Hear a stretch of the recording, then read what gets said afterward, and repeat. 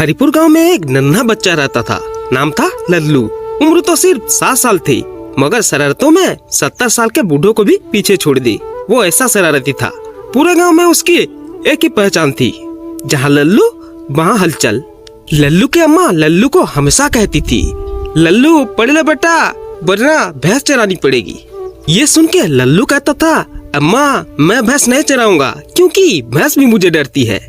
फिर एक बार गांव में एक दिन खबर आई, सरपंच जी ने ऐलान किया कि जो बच्चा सबसे समझदार काम करेगा उसे गांव का छोटा नेता बनाया जाएगा। उसके बाद सब बच्चे काम करने के लिए दौड़ पड़े। कोई खेत साफ कर रहा था, कोई पेड़ लगा रहा था। लल्लू ने सोचा, बड़े बड़े काम सब कर रहे हैं, मैं कुछ अलग करूंगा।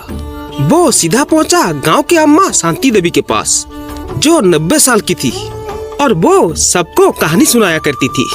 लल्लू बोला, अम्मा आज आप आराम करो, मैं आज सबको कहानी सुनाऊंगा। अम्मा ने हंसते हुए कहा, तू कहानी सुनाएगा? तेरे कहानी सुन के लोग सो भी नहीं पाएंगे। लल्लू बोला, नहीं अम्मा, इस बार सब रोएंगे। हंसते हंसते फिर शाम हो गई और शाम को गांव की चौपाल पर लल्लू ने एक मजेदार कहानी सुनाई, भैंस का मोबाइल और मुर्गी की सेल्फी। फिर लल्लू ने कहानी शुरू की। लल्लू की कहानी सुन के सारी भीड़ हंसी से लोटपोट हो गई।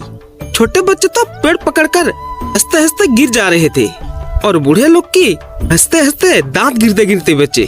कहानी खत्म होने के बाद लल्लू बोला, अगर हम एक दिन किसी को हंसा सके कि बुजुर्ग को सुना सके तो यही असली समझदारी है।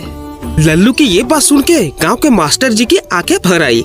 उन्होंने सरपंच जी से कहा, सरपंच जी, समझदारी सिर्फ किताबों में नहीं, दिल में भी होनी चाहिए, और वो समझदारी लल्लू के पास है। फिर अगले दिन सरपंच जी ने घोषणा की, हरिपुर का पहला छोटा नेता होगा लल्लू। ये सुन के लल्लू की अम्मा खुशी से रो पड़ी, बोली, लल्लू बेटा अब भैंस की छुट्टी। तो दोस्तों, आज की ये कहानी से हमें ये सीख मिलता है कि बुद्धि, समझ और दिल से काम लेना ही सच्ची समझदारी होती है। हंसी बांटना भी एक सेवा है। और सबसे बड़ी बात, उम्र छोटी हो सकती है, लेकिन सोच बड़ी होनी चाहिए।